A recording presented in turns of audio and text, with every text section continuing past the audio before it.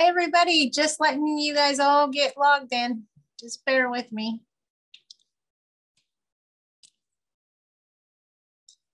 Getting y'all in here. I have you up above me today for some reason or another.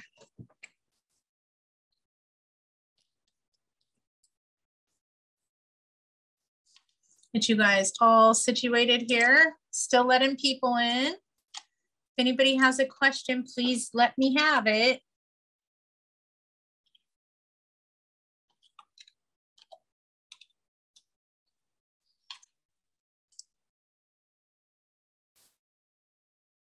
Oh, and I goofed. I didn't put enough letters in there. Okay, I got this up. What did Santa bring me? What did Santa bring me? Coal. How'd you know? That was funny. What did I get for Christmas? Yeah, Christmas was good. Hope you guys all had a wonderful Christmas. Santa did not bring me the coronavirus. I can say that. We're having a bout of that go through my household, unfortunately.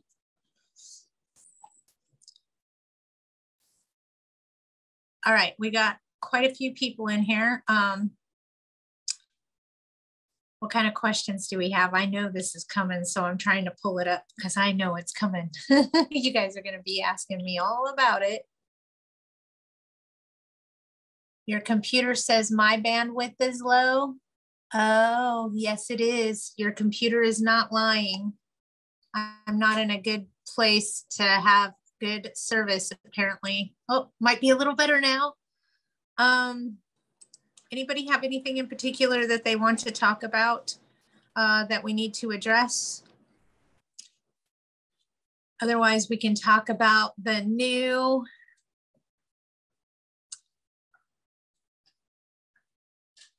Arlene, what are you talking about? You just did what?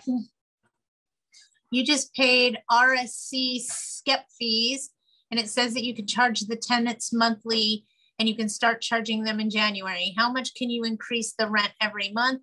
Any comments about the foreclosure moratorium and the waive of foreclosures? RSO. Yes, you can charge your SCEP fees back to the tenants in a monthly basis. Usually you take your annual fee and divide it monthly. I want to say it's like $4 or something a month. It's $3.61. God love Brittany. She's amazing in the office here. She already knows $3.61. You would do a notice of change of terms of tenancy in order to start charging them those SCEP fees, but you can pass those through. It's $3.61 per month, just so you know.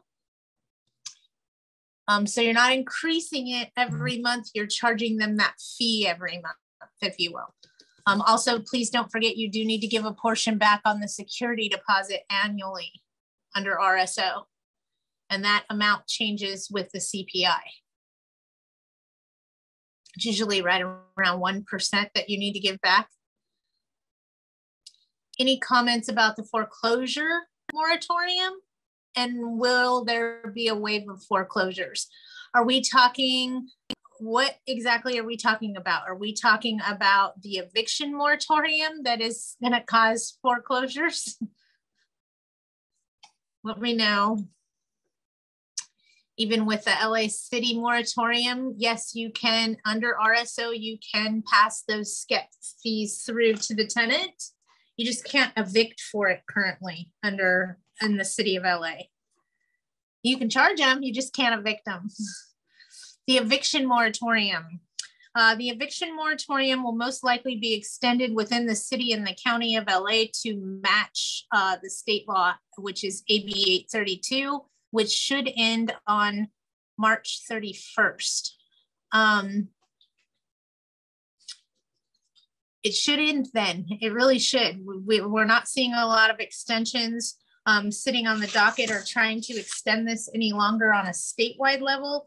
However, municipalities may then come up with their own moratoriums or change some moratoriums once AB 832 has expired. Until it expires, they can't. So once it expires, they may. Let's keep our fingers crossed and hope that we don't have to try to figure out a whole bunch of rules for a whole bunch of different cities like they did to us in the beginning of COVID. That was a nightmare. I'm glad the county stepped in and just kind of trumped everything. And I don't mean Trump in a bad way. I mean, they just kind of blanketed everything. Val,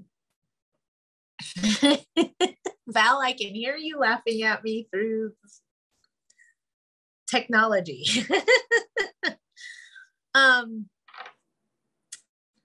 But as far as lifting the moratoriums, yeah, LA City still can't do anything for non-payment of rent, utilities, or security deposit.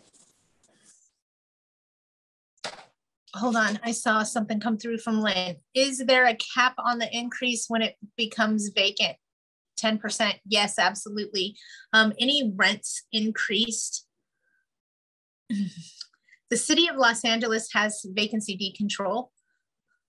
So in the city of LA, you can only raise the rent per the CPI or whatever your restriction is once annually. They do have vacancy decontrol in the city of Los Angeles. So when your unit becomes vacant, you cannot bring it up to market value. You can only increase it as allowed based on the ordinance that governs you, based on the municipality.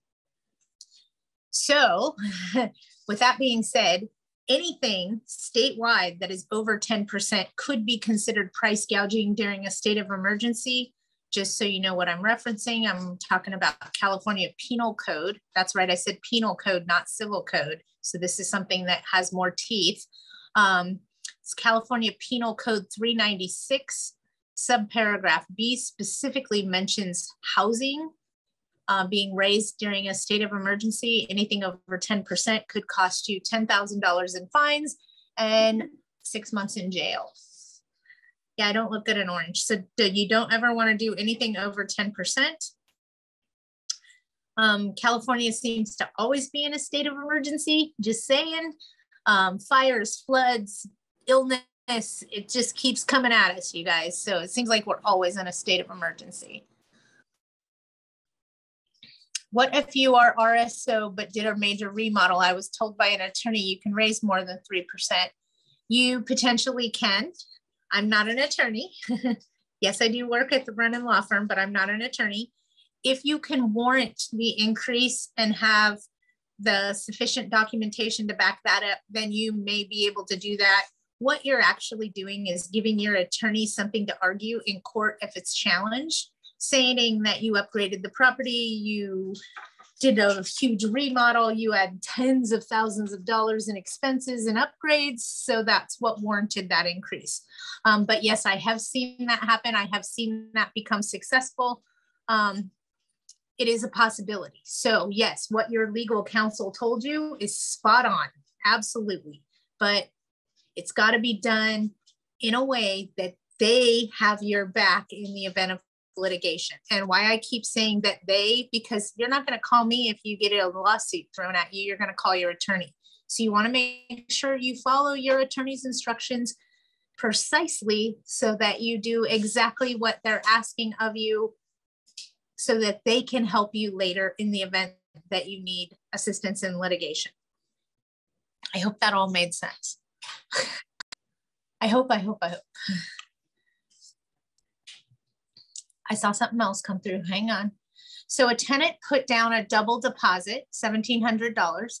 They have lived there for over 7 years. They said they're leaving before summer of 2022. We know they're heavy smokers and have animals. Why I do not know of major damage yet, surely I can charge for paint or not. She is. Let me go ahead and get your What's your lease contract say about smoking?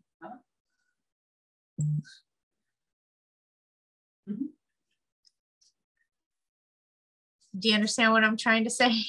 I'd love to tell you yes or no. You inherited them.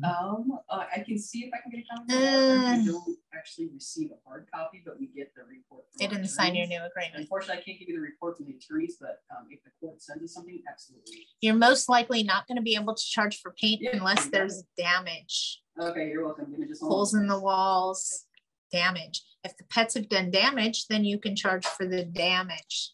Statute of limitations on paint is 3 years. Carpet is 7 years on an upgraded carpet.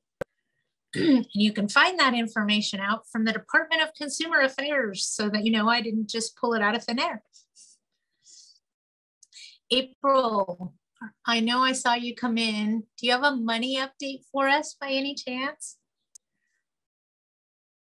I have the specifics. I want to know if I apply today, how long is it going to be before I get paid? And I know that you most likely have those answers. And you are probably on the phone, and that's why you're not piping back up very quickly. She'll be with us shortly. No pun intended. She's taller than I am. Hi, April. Are you on the phone? Let me see what you're saying. You're actually sick in bed. Did the Rona come visit you for the holidays? If it did, I'm sorry, but I can tell you that it seems to only stick around for about 10 days, 8 days, and then it's gone like the wind. April, how long is it taking if we comply and put all the documents in order as fast as the system can go? How long is it taking to get the rent relief? I've been telling people 3 to 6 months, and you're saying 3. Okay, so 3 to 6 months is an accurate number. Oh, look at you guys, because April knows all about the money. You want to tell her how sorry you are that she's ill. I'm just playing. I'm just playing. I like to tease April a little bit. Okay. Val. April is our money guru. So if you guys have questions about the application process, about anything to do with going after the rental assistance, April's our guru. She's collected over $150,000 since the pandemic started in government assistance for her tenants and is on the system often. She knows what she's talking about. G. Jones, can you repeat LA City decontrol? So when a unit in LA City becomes vacant, you can increase rent to market value. I believe that LA City does have vacancy decontrol. And I will double check that. We have vacancy decontrol in the city of Los Angeles. Yeah, we're gonna have to look it up. Melanie has a money question. Condominium, a veteran tenant in LA RSO has applied for COVID relief, but now it has been transferred to a different funding entity as the tenant apparently ticked that he belonged to a tribe. Oh, clicked. I'm with you. Click the button. I got it now. I don't know where to go from here as I have no info. I will call back California COVID and try to find a different person to talk to. Any thoughts? In LA under RSO, but the tenant vacated. So technically the money becomes due now, right? They vacated. Well, they don't have that deferment of a year after the state of emergency's been lifted before the repayments due. I want to say because they vacated the unit, that rent money that they owed you is due and payable now, but I need to double check on that. So let me know, okay? Shoot me out a message, send me out a text at 855-WIDGET-5, okay? And I will find out. I will ask the attorney and find out if you can go ahead and start a small claims case against them now because they're no longer in possession. That's what I understood of it, is once they vacate, it creates a whole new issue. You don't have to wait the year and then give them a whole year to pay it back. Yes, that's what I said. You have to wait for a year after the pandemic period and then give them a year to pay it back. You guys paying attention? So once they vacate, I believe that that extension of time expires, but I am not entirely sure. Send me out a text message and I will ask one of our attorneys, because that one I don't know the answer to. April 185, you've collected $185,000 during the pandemic. Do you know if Housing is Key pays more than 18 months for a tenant, they will be paying only until September 21st. Can a tenant ask for additional help again? They will only pay 18 months. That is it. They won't pay any more. So if they've already paid 18 months, I believe they've exhausted that resource and they have to go somewhere else to get assistance if they still need assistance. April, is the cap on the rental assistance program still 18 months maximum?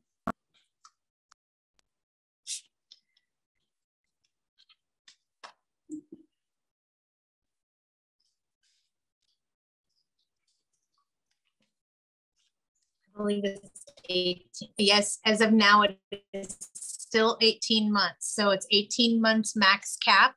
So if they've capped that and they've already collected, you've already received 18 months of rent, they're going to have to go this way to get money. Housing is Key isn't going to help anymore, but the United Way might. There might be a local city program. You get where I'm headed? Okay. So just because you're done with the state doesn't mean there's not other resources within your community to assist. I'll leave my statement at that. And April's good at finding those too, just so you know. She's real good at chasing money. Val, can we still apply for Housing is Key for tenants in January? Yes. Housing is Key. You should be able to apply there through the end of March. To answer that question.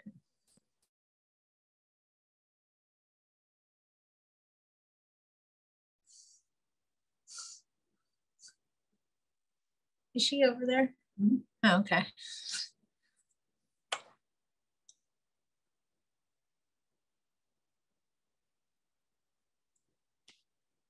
I applied for someone who was not late, no action. Well, if they aren't late, there's no action yet. Once they become late, obviously it would become an issue. Val, are they working? April's asking.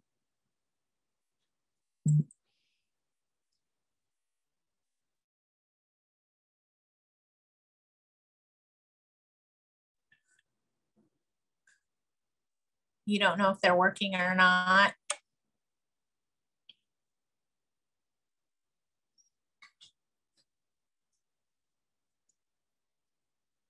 The tenant paid half, but not the other half. Well, it's better than them not paying anything. Just saying.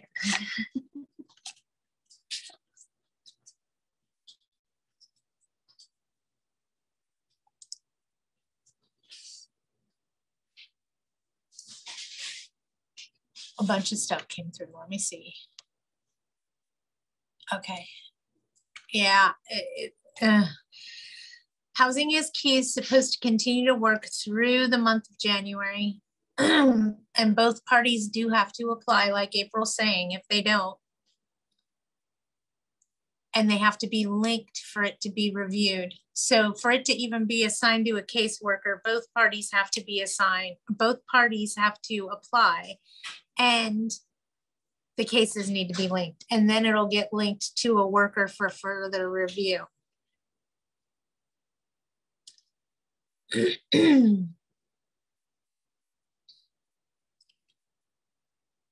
Anybody have anything else? I'm trying. Case managers get assigned after after all requirements are met. So until that comes about, they won't do it. That's crazy. That's crazy. Yeah. There's a new recycling law for next year, just so you guys understand. It's a state law. It will take effect next year. It will require that organic waste be separated from regular trash and recyclables. What does that mean in simple English? 3 trash cans, folks.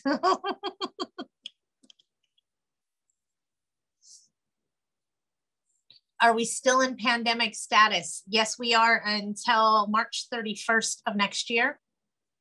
I hear the program prioritizes larger problems. My tenants are not far behind, so I wonder if I'm at the bottom of the pile.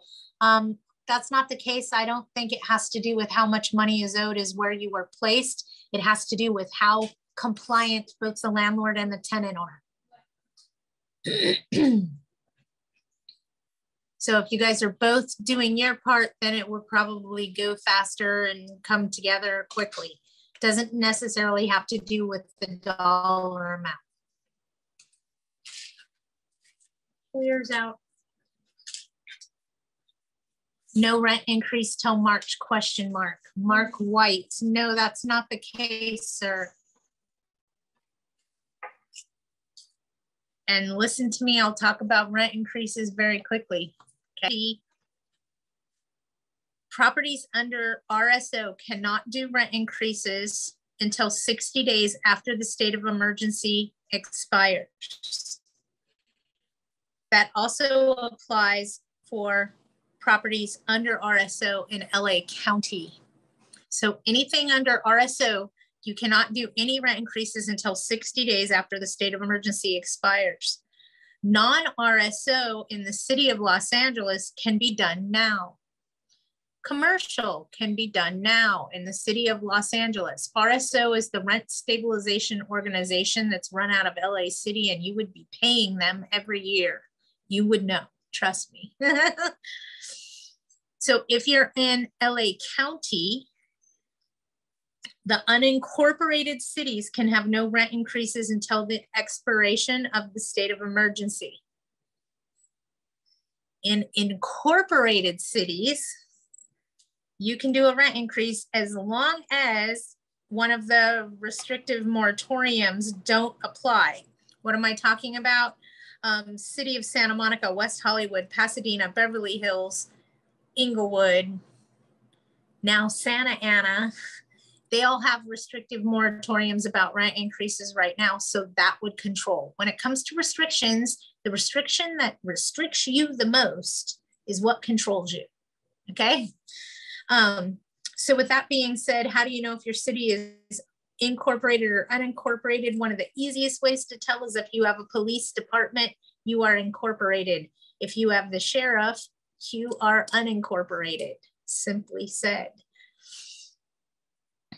So you can do rent increases, and not San Diego. Nothing in San Diego, okay? So no rent increase till March. What city are you in, Mark?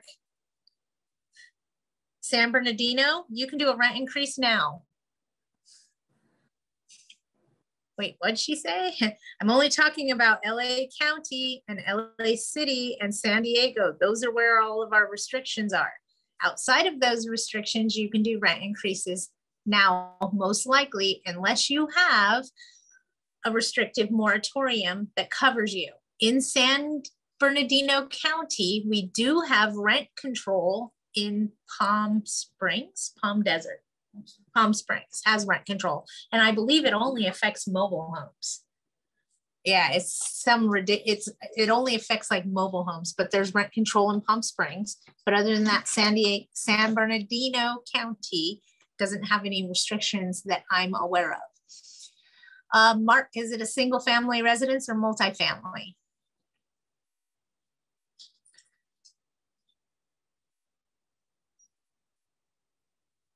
Multifamily. So you are restricted on your rent increase to the CPI plus 5% because you are affected by statewide rent control.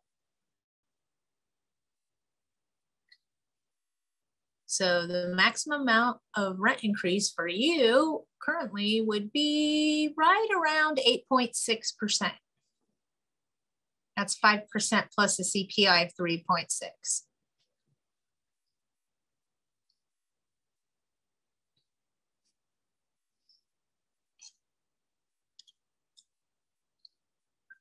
Perfect.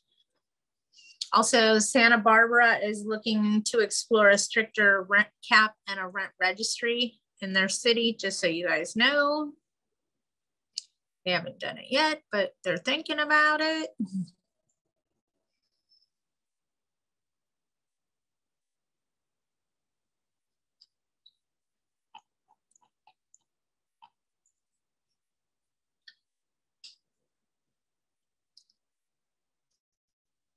Hold on, something else came through. Sorry. Okay, does anybody else have any? So just so you guys know, mold usually becomes on the rise when we have weather. Just saying. It rains, it causes a water leak, and then behind it we get that nasty M word. So be mindful of that, pay attention to that. Nobody wants to be going through a mold case intentionally. And remind your tenants that they need to notify you of anything that's going on in the property. Mold, things that aren't working, roofs that are leaking, windows that aren't sufficient, that type of thing. Very important that you have a working relationship with your tenant so that when something goes bad, they don't go running off to BOSTA or the Eviction Defense Network. We don't want them to do that. Also, if you have a tenant that is not participating in the rent relief program, I strongly suggest that you contact the Brennan Law Firm and start your unlawful detainer. Mr. Brennan has worked diligently to address this in a manner that seems to be most productive. And I'll leave that statement at that. Also, if your tenant has vacated the unit, it is our understanding that you can go ahead and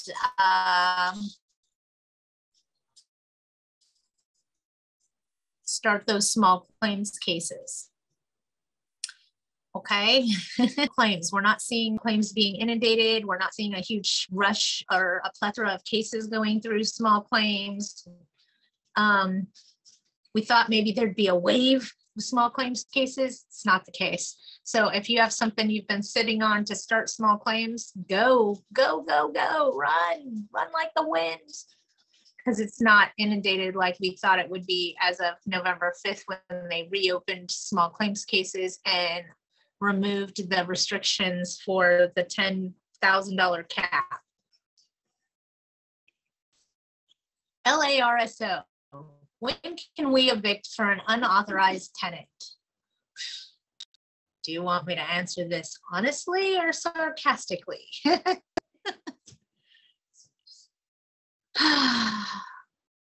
Once the moratorium is lifted, then you most likely will be able to evict for unauthorized occupants in LA City under RSO, but not until the moratorium is lifted.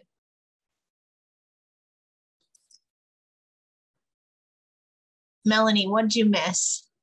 I just missed about small claims and the amount we can claim. Still 10,000 or more. It used to be 10,000 was the maximum for small claims. Okay, that's it. 10 grand. That's all you could ask for.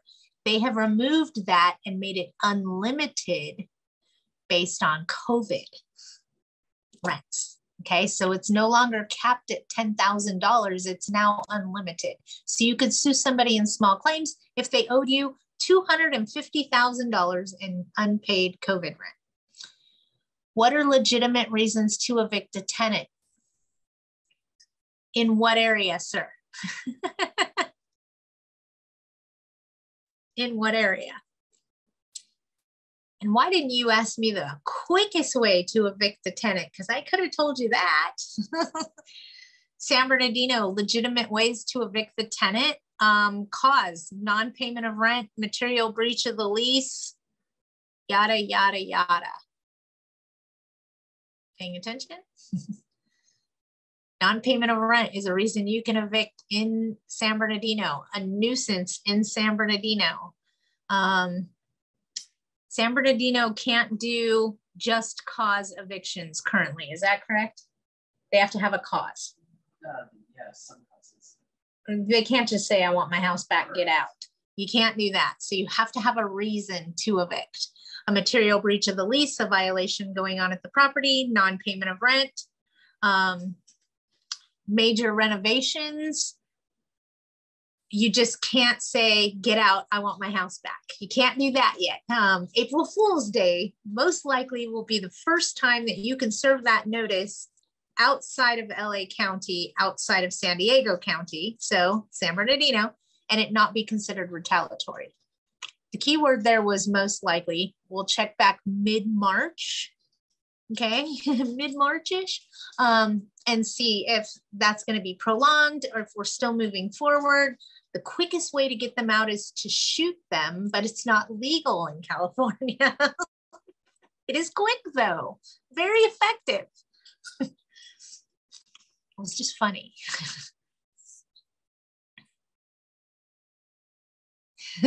Okay, now people are giggling. Okay. I mean, we all want to just say the things that are on our minds sometimes. Most likely we can't because we're in the presence of our tenants. Exactly. But here you're not in the presence of tenants and you can speak your mind. You can be mad at the system. You can be mad at the government. You could be mad at just us, which is just us, not justice. You can, there's no fair housing rules in here, okay? You guys can talk about whatever you want, open format. One of the reasons I designed and developed this Wednesdays with Widget is because a lot of us felt so disconnected with COVID going on and that happening. No more trade shows, no more apartment trainings. I mean, our association shut down. Everything just kind of went weird.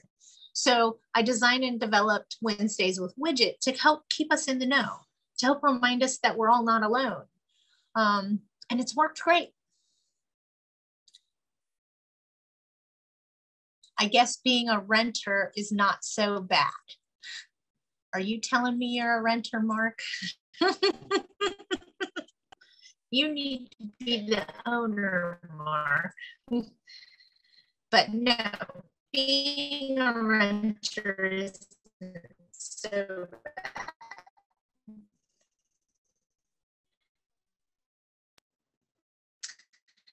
All right, does anybody have anything else? Mr. Brennan, and talk about emotional support animals yet. So I don't, I like that word. I don't want to bombard you guys with a bunch of information that I'm still not completely certain on. The new law, the way I read it and the way I read those provisions is it's going to make those Amazon companies that provide doctor's notes for emotional support animals and those BS notes, it's going to make them more difficult. Mark, I will look that up. Trust me. Trust me. But it's going to make them more difficult. It's going to make it more difficult for them to get that doctor's note off the internet. The way the new law reads is that the tenant must be seen by this physician for at least 30 days prior to issuing the letter stating that they need an emotional support animal. So that in itself will make things a little bit less evasive for us as landlords. There are civil penalties not only for the tenant directly providing fraudulent notices, but also for the medical provider providing those fraudulent notices. So we are getting some teeth back with emotional support animals.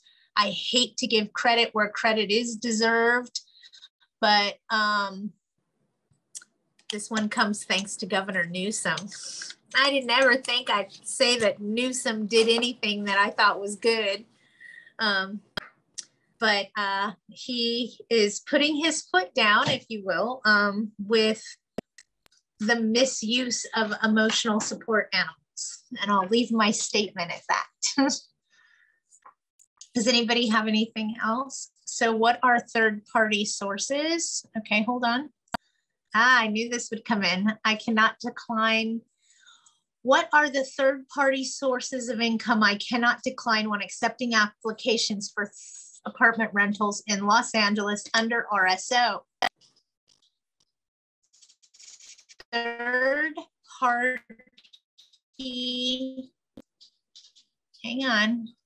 Third-party sources of income.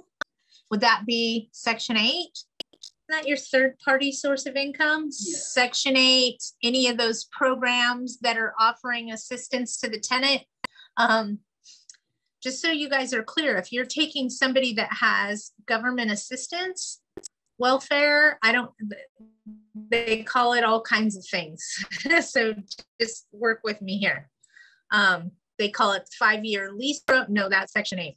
Anything that has to do with government assistance, they get food stamps, they get money assistance. That's income, folks. Food stamps is considered income. So you need to count that all together as income when you're determining if someone is income qualified.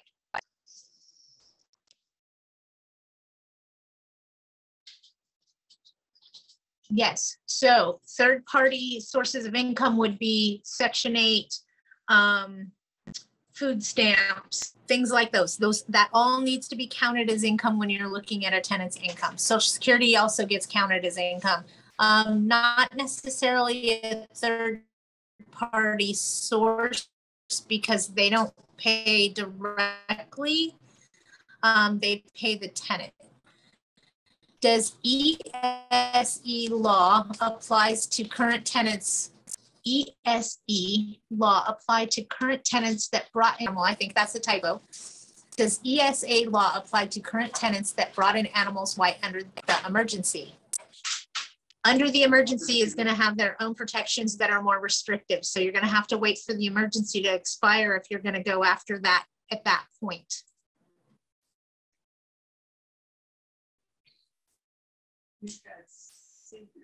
Alimony, not third party. Patty, where can I get a copy of the new rental agreement with all of the stuff that you speak about? What apartment association do you belong to, Mark? You're in San Bernardino, so AGLA covers your area, sir. aagla.org. aagla.org. AGLA. That's the Apartment Association of Greater Los Angeles. They cover LA County, San Bernardino County, and Ventura County. They stay in the know. Their documents are spot on. Part of your membership fees go to the PAC, which sends funds to the lobbyists in Sacramento that fight for landlord rights. So your money actually goes somewhere that does us all some good. Your voice is heard. So that's AGLA. That's the Apartment Association of Greater Los Angeles. They do cover San Bernardino County, Ventura County, and LA County in its entirety. And when you belong to a national apartment association that has a PAC fund like that, yes, it is tax deductible, but it does make your voice heard. Part of the funds that you pay for membership dues go right into that PAC fund and help fight for us and lobby for us as far as us landlords go, and letting our voice be heard. My phone's ringing and I want to answer it.